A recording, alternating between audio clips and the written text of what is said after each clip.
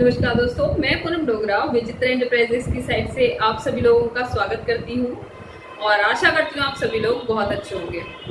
दोस्तों, ये वीडियो बहुत ज़्यादा इम्पोर्टेंट होने वाला है क्योंकि इस वीडियो में हम लोग देखेंगे कि हम अपने एसी की जो एनर्जी कंज्यूम कर रहा है, वो जो हमारा एसी के द्वारा बिल जनरेट हो रहा है, उसको हम लोग कैसे कम कर सकते हैं। दोस्तों, जैसे कि गर्मियाँ चल रही हैं तो सबसे ज़्यादा यूज़ होने वाला इलेक्ट्रिकल अप्लायंस आजकल एसी ही है।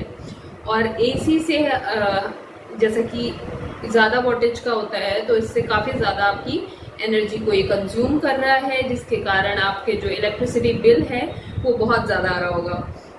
तो दोस्तों, इस वीडियो में हम लोग देखेंगे क्या क्या पॉइंट्स हैं, क्या क्या हम लोग प्रैक्टिसेस अपना सकते हैं अपने एसी के एनर्जी को कम करने के लिए, अपने एसी के जो इलेक्ट्रिसिटी बिल उससे जनरेट हो रहा है उसको कम करने के लिए।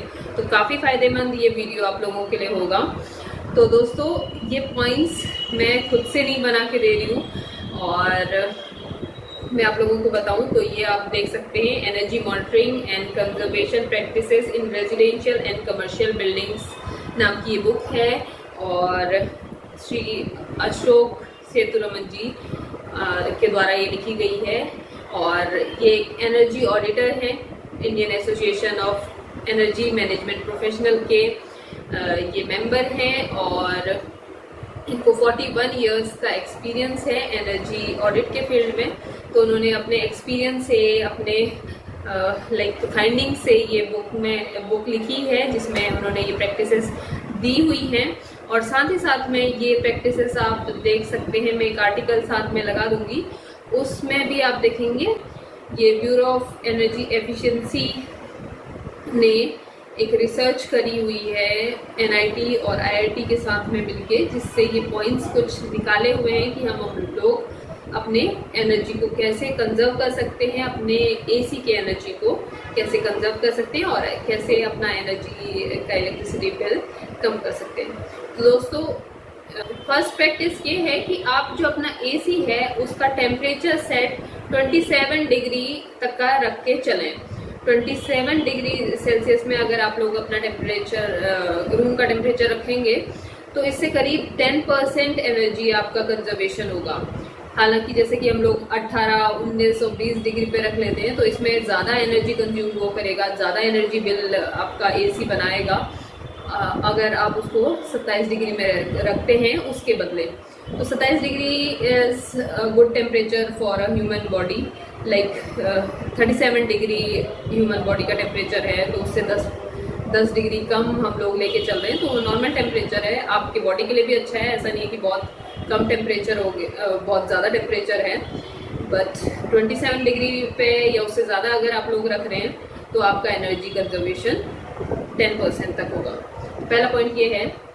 तो दूसरा पॉइंट मैं आप लोगों को बताऊं तो दोस्तों, आप अपने एसी के साथ में BLDC फैन साथ में चला सकते हैं, जिसके कारण रूम का एयर जो सर्कुलेशन है वो अच्छा होगा और उसके कारण आपका 20% करीब एनर्जी कंजर्वेशन हो जाएगा। तो ये कैसे होता है और ये BLDC क्या है, ये मैं आप लोगों को थोड़ा सा बताती हूँ। दोस्तों, जैसे कि अगर आप एसी की साइकिल देखेंगे तो उसमें 3 पार्ट्स मेन होते हैं, evaporator, condenser and compressor. Condenser and compressor आपका बाहर वाली या आउटडोर यूनिट पे होता है और इंडोर यूनिट पे आपका इवेपोरेटर होगा। ये क्या करता है इवेपोरेटर पे, वो आपका सिर्फ जो ठंडी हवा है उसको बाहर फेंकेगा और आपकी जो रूम की गर्म हवा है उसको लेके जाएगा साथ में। तो ये प्रोसेस रहता है। तो इवेपोरेटर जो है वो आपके अंदर की साइड में है, उसके साथ में आप एक फैन लगा लें तो आपके रूम के अंदर का एयर सर्कुलेशन अच्छा होगा, जिसके कारण आपका एनर्जी जो आपका एसी ले रहा है वो कम लेगा। और एक टर्म मैंने यूज़ किया BLDC। BLDC क्या है? Brushless DC fans. तो ये एक टेक्नोलॉजी है, जैसे कि हम लोग देखते हैं मतलब हमारे जो पुराने वाले बल्ब हैं उनको नई टेक्नोलॉजी आई LED बल्ब्स, जिसमें एनर्जी कंज्यूम कम होता है। तो वैसे ही फ़ैन की एक नई टेक्नोलॉजी है, हालांकि इतनी नई नहीं है, बट BLDC में अभी लोग जाना चालू हुए हैं।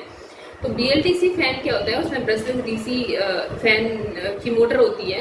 कम एनर्जी में काम आपको उतना ही अच्छा फ़ैन की हवा मिलेगी आप लोगों को। फ़ैन हमारे कन्वेंशनल फ़ैन है जो कि अप्रॉक्स 60 वॉट तक का एनर्जी कंज्यूम करता है एक नॉर्मल फ़ैन, और BLDC फ़ैन 30 वॉट तक का यूज़ करता है। तो आपके जो एनर्जी वॉटेज आपका फ़ैन ले रहा है वो आधा हो गया BLDC के केस में।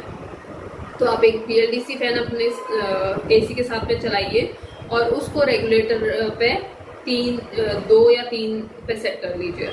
तो आपकी AC की 20% एनर्जी कंजर्व होगी, ठीक है, और आपका इलेक्ट्रिसिटी बिल भी कम आएगा। तो ये दो प्रैक्टिसेस बहुत अच्छी आपको एनर्जी कंजर्वेशन करवा के देंगी।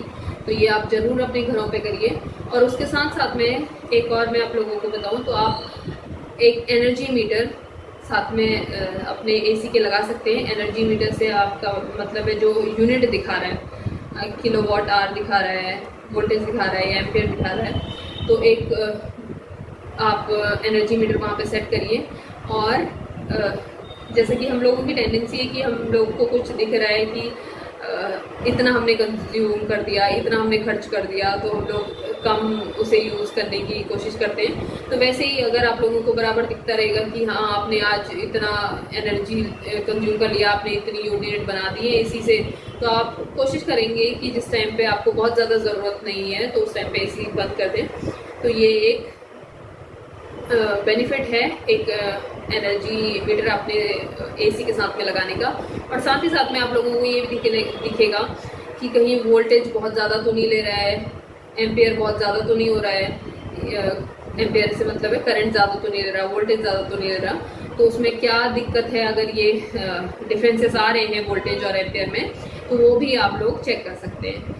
तो आप एनर्जी मीटर भी लगाइए। और अगर आप लोग के बहुत ज़्यादा वोल्टेज फ्लक्चुएशन है, फ्लक्चुएशन से मेरा मतलब है कि अगर बहुत ज़्यादा वोल्टेज हाई हो रहा है, बहुत ज़्यादा वोल्टेज कम हो रहा है आपके एरिया में, तो आप एक वोल्टेज रेगुलेटर भी साथ में लगाइए अपने AC के, जिससे आपका एनर्जी कंजर्व हो। नेक्स्ट आता है आपका, कोशिश करें कि B की हाई स्टार लाइक 5 स्टार या 4 स्टार रेटेड AC ही लें। पॉइंट अगर मैं आप लोगों को बताऊं तो AC के आप जो आउटर यूनिट है उसको कोशिश कीजिए कि उसको डायरेक्ट धूम पे ना रखें, उसके ऊपर पे कुछ शेड बना दें, या फिर आपने देखा होगा कि कैनोपीज बनी होती हैं उसके ऊपर पे, तो उसको आप अगर डायरेक्ट सन में रखेंगे तो फिर अगेन आपका जो कंप्रेसर है वो हीट अप होगा, और आपका कंडेंसर है जो वो भी, उसमें भी ज़्यादा एनर्जी लगेगी उसको कूल करने के लिए। तो आप जो आउटर यूनिट है उसको कोशिश करिए कि शेड के नीचे पे रख के रहें। और हाँ, मैं आप लोगों को बताऊँ तो अपनी जो आउटडोर यूनिट है और जो इंडोर यूनिट है उसकी क्लीनिंग बराबर करवाइए, और जिससे कि एयर सर्कुलेशन बेटर रहता है, और गंदगी फंसने के कारण जो एनर्जी वेस्टेज जा रही है तो वो भी आप कंजर्व कर सकते हैं। तो ये कुछ प्रैक्टिसेस थी दोस्तों, जिससे आपका AC की जो एनर्जी बिल है, इलेक्ट्रिसिटी बिल है, वो कम आएगा। और ये प्रैक्टिसेस आप अपनाइए जिससे कि आप अपना योगदान दें एनर्जी कंजर्व करने के लिए, एनर्जी कंजर्वेशन के फील्ड में। और बताइएगा, आप ये प्रैक्टिसेस अपनाइए और ये बताइएगा कि आपने इस महीने कितना एनर्जी कंजर्व करा। तो दोस्तों, कैसा लगा आप लोगों को ये वीडियो, ज़रूर कमेंट करके मुझे बताइए। और आपके कुछ सजेशंस हैं, आपके कुछ क्वेरीज हैं जिस पे आप वीडियोस देखना चाहते हैं, तो वो भी कमेंट करके मुझे ज़रूर बताइए। चलिए, तब तक के लिए नमस्कार। Thank you for watching.